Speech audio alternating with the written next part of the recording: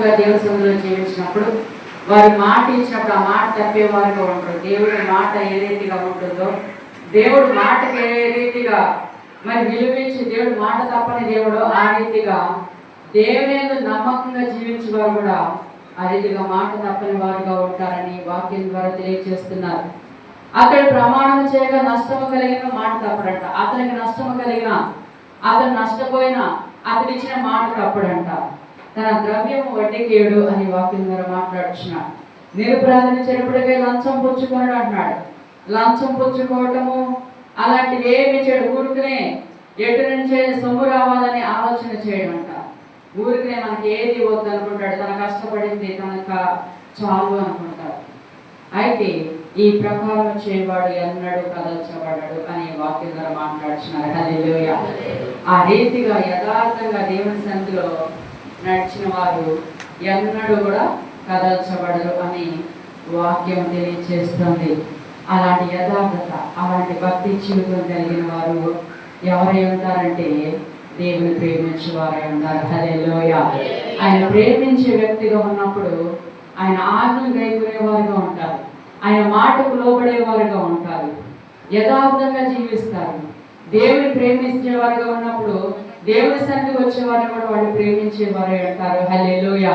యోహాను సువార్త 14:23 చూసినట్లయితే, యోహాను సువార్త 14:23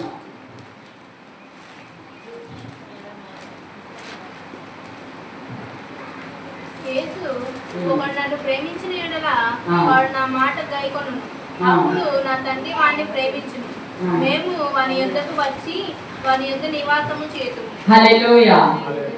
యేసు ఒకడు నన్ను ప్రేమించిన యెడల వాడు నా మాట గైకొనును అంటున్నాడు. ఎవరైతే నన్ను ప్రేమిస్తారో వారు నా మాట గైకొంటారు అని ప్రభువైన యేసుక్రీస్తు వారు ఇక్కడ స్వయంగా చెప్తున్నారు. అప్పుడు ఏం జరుగుతుందంట, ఆయన నా తండ్రి వారిని ప్రేమించిన మేము వారి యొద్దకు వచ్చి నివాసము చేస్తాము అంటున్నాడు. హల్లెలూయా. ఎవరైతే దేవుని ప్రేమించే వారుగా ఉంటారో, ఆయన మాట గైకొనే వారుగా ఉంటారో, దేవుడు వచ్చి వారి యొక్క నివాసము చేస్తారట. దేవుడు వారితో ఉంటారట. వారి మధ్యన ఉంటానని స్పష్టంగా ఇక్కడ మాట్లాడుతున్నారు. దేవుని మాటకు లోబడి దేవుని ప్రేమించే వారు ఉన్నప్పుడు దేవుడు మన గృహాల్లోనే నివాసము చేస్తారు. హల్లెలూయా. యేసయ్య అంటున్నారు, నన్ను ప్రేమించే వారు నా మాట గైకొంటారు అంటున్నాడు. నా మాట వింటారు అంటున్నాడు. నా మార్గంలో నడుస్తారు, నా చిత్తము చేస్తారు, నా మాటకు లోబడతారు, నా కొరకు నిలబడతారు అంటున్నారు. హల్లెలూయా. అలాంటి వారిని నా తండ్రి ప్రేమిస్తారు, నేను ప్రేమిస్తాను అంటున్నారు. నేను వారి యొద్దకు వెళ్తాను, వారితో నివాసము చేస్తాను అంటున్నారు. అలాంటి వారు అంటే దేవుడికి ఎంతో ఇష్టం. ఆ రీతిగా దేవుని ప్రేమించేవారంటే, దేవుని మార్గంలో నడిచేవారంటే దేవుడికి ఎంతో ఇష్టం. అందుకే దావీదు భక్తుడు దేవుడు అంటాడు, ఇతడు నా ఇష్టానుసారుడైన మనుషుడు, నా ఉద్దేశములన్నీ కూడా నెరవేర్చువాడు అని. అలాంటి వారంటే దేవుడికి ఎంతో ప్రేమ. ఆయన ప్రేమిస్తే చాలు, ఆయన వాక్యానికి లోబడితే చాలు, ఆయనకి ఎంతో సంతోషం అంట. హల్లెలూయా.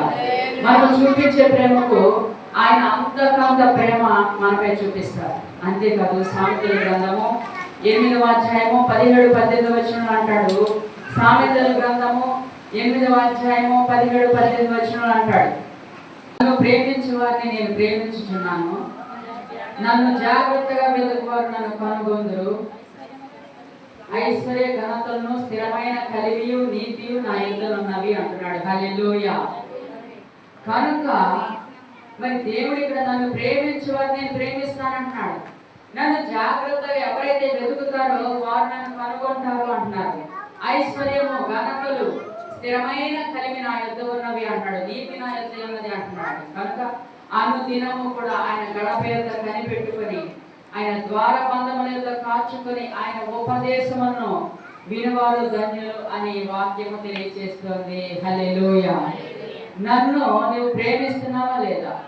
నేను నిన్ను ప్రేమిస్తున్నాను. నన్ను నీవు జాగ్రత్తగా వెతికినట్లయితే, నా కొరకు కాచుకొని ఎదురు చూసే వారిగా ఉన్నట్లయితే, నా ఉపదేశములు, నా మాటలు వినేవారిగా, వినే వ్యక్తిగా ఉన్నట్లయితే, వాక్యానికి లోబడితే, వాక్యానుసారంగా ఉండి వాక్యం వినే వ్యక్తిగా ఉన్నట్లయితే నన్ను నువ్వు కనుగొంటావు అనే వాక్యం ద్వారా దేవుడు మాట్లాడుతున్నారు. నా ప్రత్యక్షత చూస్తామంటున్నారు. ఐశ్వర్యం కావాలా, ఘనత కావాలా, స్థిరమైన కలిమి కావాలా, సమస్తము కూడా నేను నీకు ఇస్తాను అంటున్నారు. హల్లెలూయా. నన్ను ప్రేమించమని నేను ఆస్తికర్తలుగా చేస్తాను అంటున్నాడు.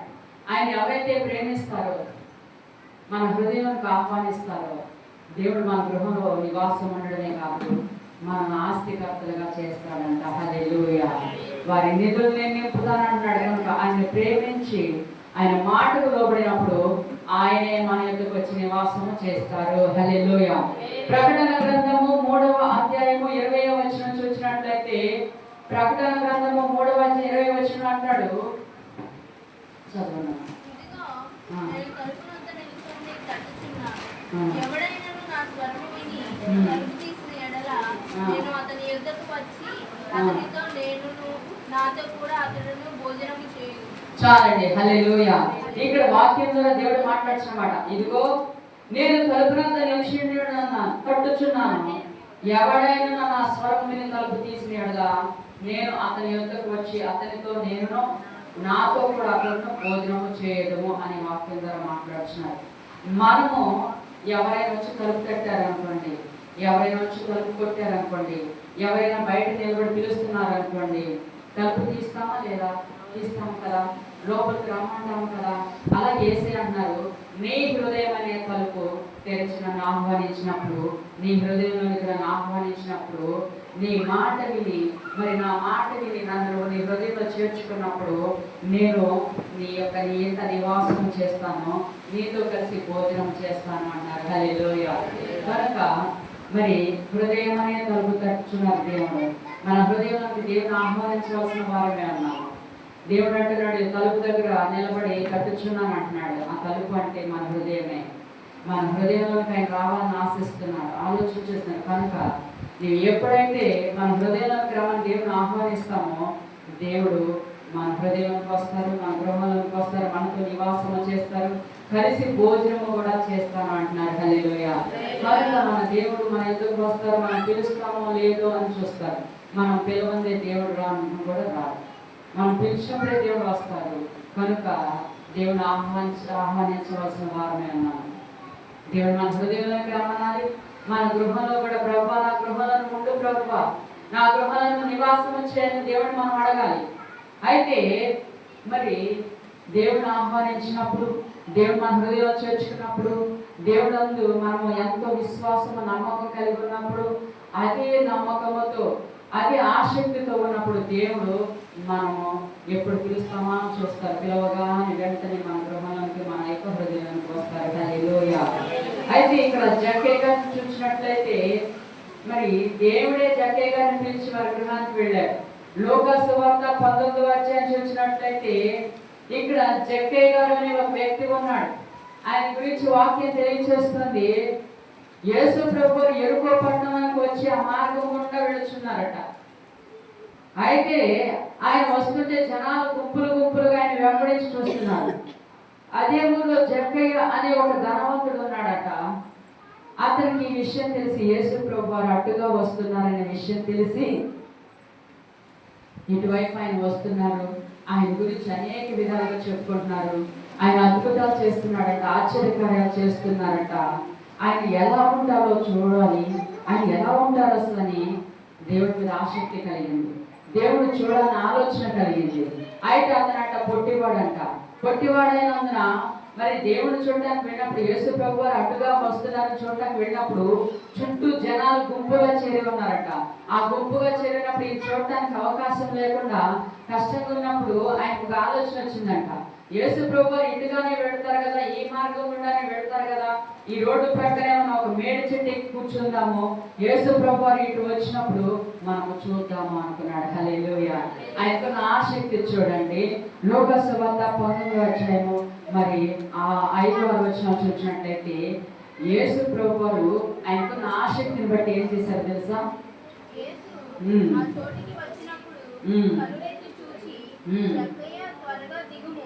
నేడు నేను మీ ఇంట ఉండవలసి ఉన్నదని అతనితో చెప్పగా అతడు త్వరగా దిగి సంతోషముతో ఆయనను చేర్చుకున్నాడు. చాలండి. హల్లెలూయా. చూడండి, యేసు ప్రభు వారు అడ్డుగా వస్తున్నారని ఆయనకి ఎంతో ఆసక్తి కలిగింది. అందరూ అనేక విధాలుగా చెప్పుకుంటున్నారు, అద్భుతాలు ఆశ్చర్యకార్యాలు చేస్తున్నారంట. ఆయన ఎలాగైనా చూడాలి అనుకున్నాడు. చూడాలనుకుని అందరి దగ్గరికి వెళ్ళగా జంతు పెంపు కూడా ఉన్నారంట. యేసు ప్రభు కనిపించట్లా. ఈయనకు ఒక ఆలోచన వచ్చింది, ఆ రోడ్డు మార్గం కూడానే ఆ మార్గంలోనే వెళ్తారు కదా, ఆ రోడ్డులోనే వెళ్తారు కదా, ఈ రోడ్డు ప్రకారం ఒక మేడి చెట్టుకి మనం కూర్చుంటే యేసు ప్రభుని పై నుండి చూడవచ్చు అనుకున్నాడు. ఆ మేడి చెట్టుకి కూర్చున్నాడట. యేసు ప్రభుకి ఎవరెక్కడ ఉండే తెలియదా? ఎవరెక్కడ ఉండే తెలుసు, ఎవరు ఏం చేస్తున్నా తెలుసు, సమస్తం ఆయన తెలిసిన దేవుడు. ఆ యొక్క జక్కయ్య గారు ఆ మేడి చెట్టుకి కూర్చున్నాడని ఆయన తెలుసుకున్నారు. ఆయనకు అర్థమైపోయింది.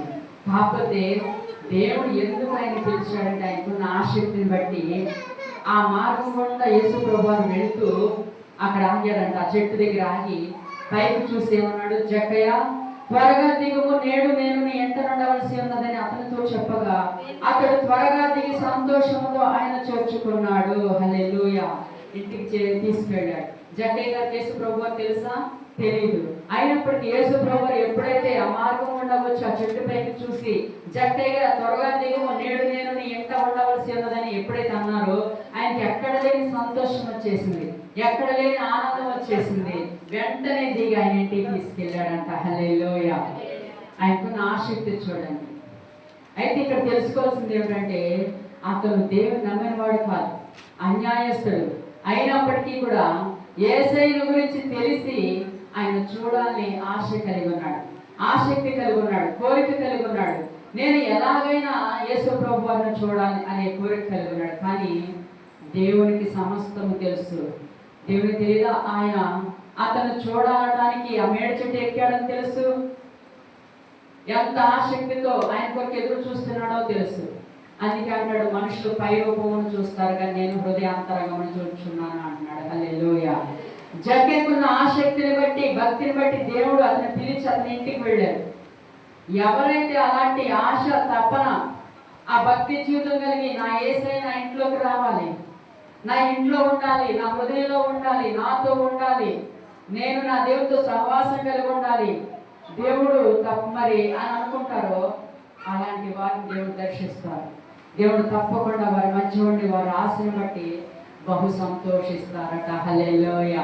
వారి ఆశను బట్టి ఆనందిస్తారు, సంతోషిస్తారు, వారి మధ్యకు వెళ్తారు, వారితో నివాసం చేస్తారు. జెఫన్యా గ్రంథము 3వ అధ్యాయం 7వ వచనం చూసినట్లయితే, జెఫన్యా గ్రంథము 3వ అధ్యాయం 7వ వచనం చూసినట్లయితే, నీ దేవుడైన యెహోవా నీ మధ్య ఉన్నాడు, ఆయన శక్తివంతుడు, ఆయన మిమ్మల్ని రక్షించును, ఆయన బహు ఆనందంతో నీ యందు సంతోషించును. నీ యందు తనకున్న ప్రేమను బట్టి శాంతము వహించి నీ అందరి సంతోషం చేత ఆయన హర్షించును. హల్లెలూయా. మన దేవుడైన యేసుక్రీస్తు వారు శక్తివంతుడైన మన మధ్యన ఉంటాడట. మనం ఎప్పుడైతే ఆయన ఆసక్తి కలిగి ఉంటామో ఆయన మన యందు అంత బహు ఆనందంతో ఉంటాడట, అంత సంతోషంతో ఉంటాను అంటున్నాడు. నీ యందు నాకున్న ప్రేమను బట్టి నేను శాంతము వహించి, అది కదా, నీ యందు నాకున్న ప్రేమను బట్టి శాంతము వహించి నీ అందరి సంతోషం చేత నేను హర్షిస్తాను అంటున్నాడు. మన యందు మనకున్న ప్రేమను బట్టి దేవుడు మన యందు హర్షిస్తారట, ఎంతో ఆనందంతో సంతోషంతో ఉంటానంటున్నాడు. దేవుడు ఎప్పుడైతే మన మధ్యకు ఆహ్వానిస్తామో దేవుడు అంటున్నాడు, నేను మిమ్మల్ని రక్షిస్తాను అన్నాడు, మీ అందరి బహు ఆనందంతో నేను ఉంటాను అంటాడు. అందుకే ఆయన ప్రేమించి వారి మధ్య ఆయన ఉంటాను అంటున్నారు. హల్లెలూయా. ఆయనకున్న ప్రేమను బట్టి మన మధ్య నివాసం చేస్తానంటున్నారు. శక్తివంతమైన దేవుడు అందరినీ రక్షించేవాడుగా మనల్ని బట్టి, మనపై ఉన్న ప్రేమను బట్టి బహు ఆనందంతో సంతోషిస్తాను అంటున్నారు. నీ యందు సంతోషం చేత హర్షిస్తాను అంటున్నారు. మనపై మనకున్న మరి ప్రేమ ఆయన మన మధ్యకు నడిపిస్తుంది. హల్లెలూయా. మనపై ఆయనకున్న ప్రేమ మరి మన మధ్యకు నడిపించేలా చేస్తుంది. హల్లెలూయా. మనతో నివాసం చేసేలా చేస్తుంది. మన మీద ఆయనకున్న ప్రేమను బట్టి ఆయన మరి కదిలి వస్తారు, మన మధ్య నివాసం చేస్తారు.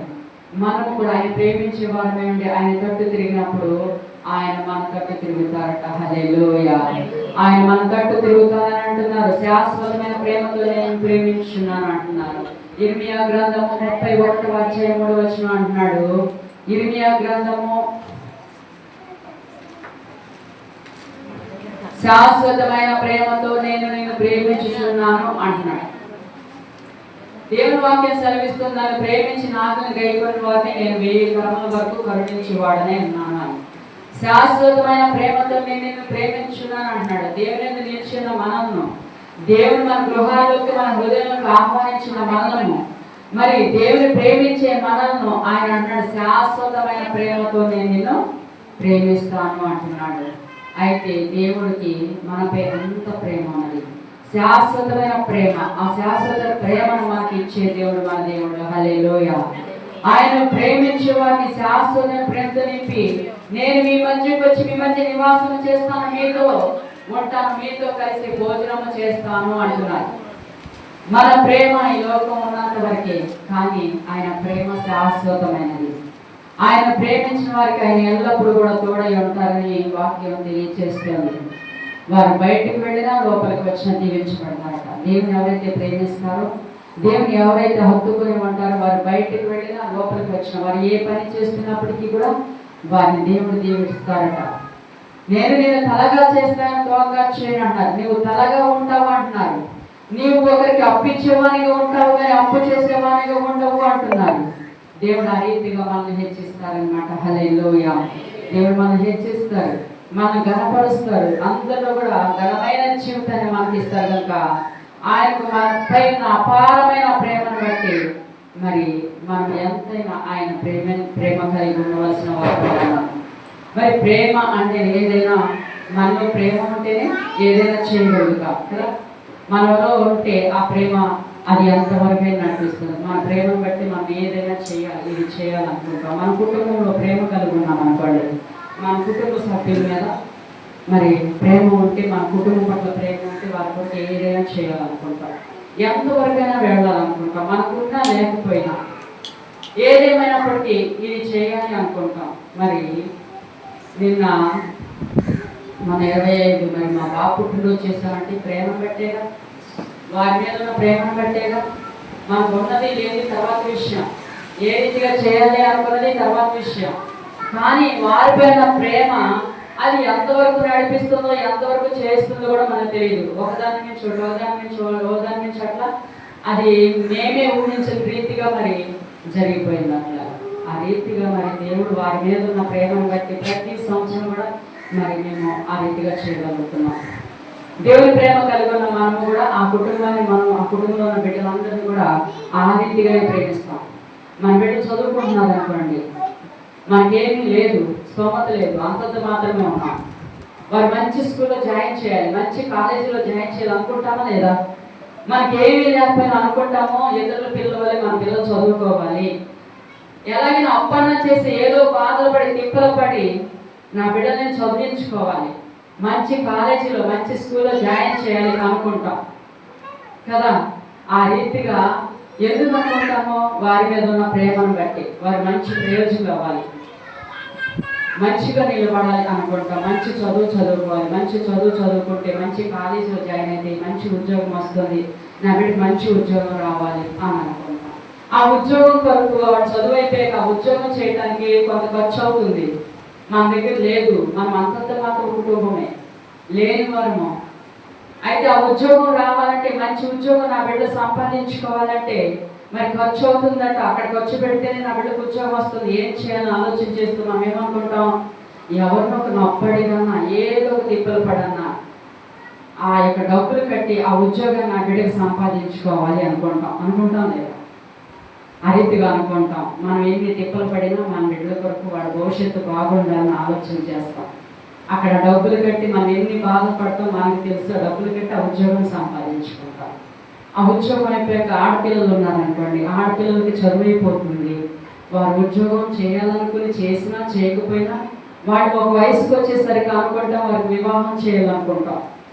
వివాహం చేయాల్సి వచ్చినప్పుడు మంచి సంబంధం ఉందమ్మో ఒక చోట, వారు బాగా ఉన్నవారు, మరి ఇంత కట్నం అడుగుతున్నారు, ఎంత మరి వారికి మరి ఇంత కట్నం ఇస్తే కానీ ఆ కుటుంబానికి మరి ఆ కుటుంబంలో మరి మన కుమార్తె అక్కడ ఉండడానికి అవకాశం లేదు అన్నారు అనుకోండి. అప్పుడు మనం ఏం చేస్తాం, ఆ కుటుంబం మంచిదంట, వారు ఉన్నవారంట, అబ్బాయికి మంచి జాబ్ ఉందంట, ఆ కుటుంబంలోకి వెళ్తే నా బిడ్డ కుటుంబం ఉంటే సుఖపడుతుంది, సంతోషంగా ఉంటుంది, వెను చూసుకునే పని ఉండదు. ఎలాగైనా ఆ కుటుంబానికి మరి నా బిడ్డని కోడలుగా పంపించాలి అనుకుంటాం లేదా? అనుకుంటాం. ఏం చేయాలి అనుకుంటాం. వారు అడిగిన కట్నం ఎలాగైనా ఇవ్వాలి, ఏదో ఒక బాధలు పడి, ఏదో ఒక తిప్పలు పడి, అప్పన చేసి మరి ఆ కార్యం నెరవేర్చాలి. ఆ వివాహం చేసేస్తే నా బిడ్డ కూడా సుఖపడుతుంది, ఇంకా వేరు చూసుకునే పని ఉండదు అని అనుకుంటాం. అని అనుకుని మనము ఏమీ లేకపోయినా ఎలాగైనా సరే ఆ వివాహం చేసి ఆ కుటుంబానికి మన బిడ్డను పంపించాలనుకుంటాం. అది ఎందుకు అనుకుంటాము? మన బిడ్డలు సంతోషంగా ఉండాలి, హ్యాపీగా ఉండాలి, ఆనందంగా ఉండాలి, బాధలు పడకూడదు, ఇబ్బందులు పడకూడదు అని వారిపైన మన ప్రేమను బట్టి ఆశ కలుగుతుంది. హల్లెలూయా. మన దేవుడు కూడా అదే ప్రేమను మనపై కలిగి ఉన్నారు. నా బిడ్డలు పాడైపోకూడదు, నా బిడ్డలు తొట్టిల్లు పోకూడదు, నా బిడ్డలు నాకు దూరం కాకూడదు, నా బిడ్డలు నిత్య జీవాన్ని పొందుకోవాలి, నా బిడ్డలు నిత్యరాజ్యానికి వారసులు కావాలని దేవుడే మానవుడిగా ఈ లోకానికి వచ్చారు. లేకపోతే ఆయనకు అంత ప్రేమ లేకపోతే ఆయన మన కోసం ఈ లోకానికి రావడం ఏంటి? మానవునిగా ఈ లోకంలో జీవించడం ఏంటి? జన్మించడం ఏంటి? మన కొరకు ఆయన రక్తం చిందించి ప్రాణం పెట్టడం ఏంటి? చూడండి, ఆయన మన కొరకు ప్రాణం పెట్టారంటే ఆయనకు మనపై అంత ప్రేమ. చూడండి, ఆ ప్రేమను బట్టి మనము కూడా ఆ ప్రేమ కలిగి ఉండవలసిన వారమన్నాము. హల్లెలూయా. మన ప్రేమ ఈ లోకంలో మనం ఉన్నంత వరకే, కానీ ఆ దేవుని ప్రేమ శాశ్వతమైనది. ఆ శాశ్వతమైన ప్రేమ మనము కలిగి ఉండవలసిన వారమే అన్నాము. హల్లెలూయా. దేవుని ప్రేమ మనలోకి ఎప్పుడైతే వస్తుందో, దేవుని పోలి మనం ఎప్పుడైతే నడుచుకుంటామో, మన కుటుంబం పట్ల అదే ప్రేమ కలిగి ఉంటాం. మన కుటుంబంలో తన మన అనే భేదం లేకుండా అందరినీ ప్రేమించే వారంగా ఉంటాం. వారు వీరని లేదు, నా పుట్టిల్లని లేదు, నా మెట్టినీళ్ళని లేదు. పుట్టింట్లో తల్లిదండ్రులను ఎలా ప్రేమిస్తామో, అత్తగారింట్లో మరి అత్తగారు మామగారిని అక్కడ ఉన్న వారందరినీ కూడా అదే రీతిలో ప్రేమించే వారమై ఉంటాము. తన అనే మరి తన మన అనే భేదం లేకుండా అందరినీ ప్రేమించే వారమై ఉంటాము. ఆ రీతిగా ఉండాలి. దేవుని ప్రేమ నిజంగా కలిగి ఉన్న వారమైతే ఆ రీతిగానే ఉండాలి. కుటుంబాన్ని ప్రేమించే వారం ఉండాలి, ఇరుగు పొరుగులు ప్రేమించే వారం ఉండాలి, అందరినీ ప్రేమించే వారం ఉండాలి. ఎందుకు ఈ విషయం చెప్తున్నానంటే, దేవుడు ఈ లోకం ఎంతో ప్రేమించాను అన్నాడు, కానీ నిన్ను నన్ను ఒక్కరినే ప్రేమించాను అనలేదు. దేవుడు లోకాన్ని ఎంతగానో ప్రేమించానని వాక్యం తెలియజేస్తాను. కనుక అందరినీ ఏ భేదము లేకుండా దేవుడు ప్రేమించాడు. అలాంటి భేదం మనలో లేకుండా అందరి పట్ల ఒకటే ప్రేమ కలిగి ఉండాలని వాక్యం తెలియజేస్తాను. హల్లెలూయా. ఆ ప్రేమ మనలో కలిగి ఉన్నప్పుడు గొప్ప కార్యాలు చూస్తాము. దేవుడు మన పక్షాన ఉంటారు, మన మధ్యకు వచ్చి నివాసము చేస్తారు, మనతో ఉంటారు, మనతో కలిసి భోజనము చేస్తారు. హల్లెలూయా. మనకి ఏ అవసరం కావాలన్నా, మనకి ఏ అక్కడున్నా దేవుని సన్నిధిలో ప్రార్థన చేసినప్పుడు, దేవా నా గృహంలోకి రండి, నాకు ఈ పరిస్థితిలో ఉన్నాను, నాకు ఈ సహాయం చేయమంటే దేవుడు చేస్తాడు. నా పట్ల ఈ కార్యం చేయమంటే చేస్తాడు. ఆ కార్యాలు ఆ సహాయం అంతా పొందుకోవాలంటే, దేవుడు మన గృహంలోకి రావాలంటే, మన పరిస్థితులను బట్టి మన హృదయంలోకి రావాలంటే, మనపై ఆయన కనుదృష్టి పెట్టాలంటే మనం ఏం చేయాలంటే ఆయన ప్రేమను కలిగి ఉండాలి. హల్లెలూయా. ముందుగా మనం కలిగి ఉండాల్సిన ఆయన ప్రేమ. ప్రేమించే వారు అన్నప్పుడు సమస్త కార్యాలు మనం అడగకుండా దేవుడు జరిగించుకుంటూ వెళ్తారు. అదే ప్రేమను కలిగి ఉందాము. దేవుడి మాటలు దీవించును గాక. ఆమేన్. పరిశుద్ధుల ప్రేమ గల తండ్రి, జీవము గల దేవా, మీ ఘనమైన పాదములకు లెక్క మహోన్నతుల స్తోత్రములు, మహాగరుడ స్తోత్రములు, సర్వాధికారి మీకే స్తుతి, మీకే మహిమ, మీకే ఘనత, మీకే ప్రభావం చెల్లించుకున్నాం. ఇంతవరకు జరిగించిన ఆరాధన బట్టి నీకు స్తోత్రములు తండ్రి. ఇదిగో నా తండ్రి, బిడ్డ గుప్పిలింపి ఉండగా ఆయా కానుకల మీద దీవించి ఆశీర్వదించండి. మూడంతులను ఇప్పుడు ఫలించే సహాయం చేయండి. తోడు వచ్చిన ప్రతి ఒక్క బిడ్డను దీవించి ఆశీర్వదించండి. ఎవరు ఏ అవసరత, ఏ బలహీనత, ఏ అక్కర్లో ఉన్న ప్రతి అవసరత అక్కరాన్ని మహిళలో తీసి సహాయం చేయండి. మీ కృపను కృమరించండి. మమ్మల్ని జ్ఞాపకం చేసి ఇంకా బలముగా వాడుకోమని ప్రార్థన చేస్తున్నాం. దూరావారి ప్రాంతం నుంచి బిడ్డలు జ్ఞాపకం చేసుకోండి, క్షేమంగా నడిపించండి. ఈ ప్రాంత ప్రజలు జ్ఞాపకం చేసుకోండి ప్రభా. నీ సన్నిధికి ఎంతో ఆసక్తితో వచ్చాను. నీ బిడ్డలు ప్రభు, పెద్దవారు కానీ చిన్నవారు వరకు ప్రతి ఒక్క బిడ్డని పేరు పేరున నీ జ్ఞాపకం చేసి నీ సహాయం తెచ్చండి. నీ దాసుని జ్ఞాపకం చేసుకోండి అయ్యా. వారి కుటుంబాన్ని దీవించి ఆశీర్వదించండి. నీ దాసులు తలపెట్టిన ప్రతి పనిలో మీరు తోడుగా ఉండండి. తల్లి గారికి ఆరోగ్యం తెచ్చండి. ప్రయాణాల్లో మీరు తోడుగా ఉండండి. బిడ్డలకు కావాల్సిన ప్రతి అవసరత నీ మహిమలో తెచ్చాను. మీటింగ్స్ ప్రభునైనా వాతావరణాన్ని అనుకూలపరచండి. మీటింగ్స్ కావాల్సిన ప్రతి అవసరత నీ మహిమలో తెచ్చి కృప చూపించండి. అలాగే మందిరం కట్టబట్టలు సహాయం చేయండి అయ్యా. మీరే నిలబడి పని ప్రారంభించి కృప చూపించమని ప్రార్థన చేస్తున్నా అయ్యా. మీరు నిలబడండి తండ్రి, మీ దూతను తీసుకురండి, నిలబెట్టి ప్రభువా నీ దాసులకు ఎటు నుండి సహాయం రావాలటి నుండి సహాయం అందించదండి. నీ ద్వారాలు తెరచి మీ కార్యం నెరవేర్చమని ప్రార్థన చేస్తున్నాం. ఎంతవరకు జరిగించిన ఆరాధన బట్టి నీకు స్తోత్రం. ప్రార్థనలో మీరున్నారు, పాటల్లో మీరున్నారు, సాక్ష్యంలో మీరున్నారు, వాక్యంలో మీరున్నారు తండ్రి. నీకు లెక్కలేని కృతజ్ఞతలు.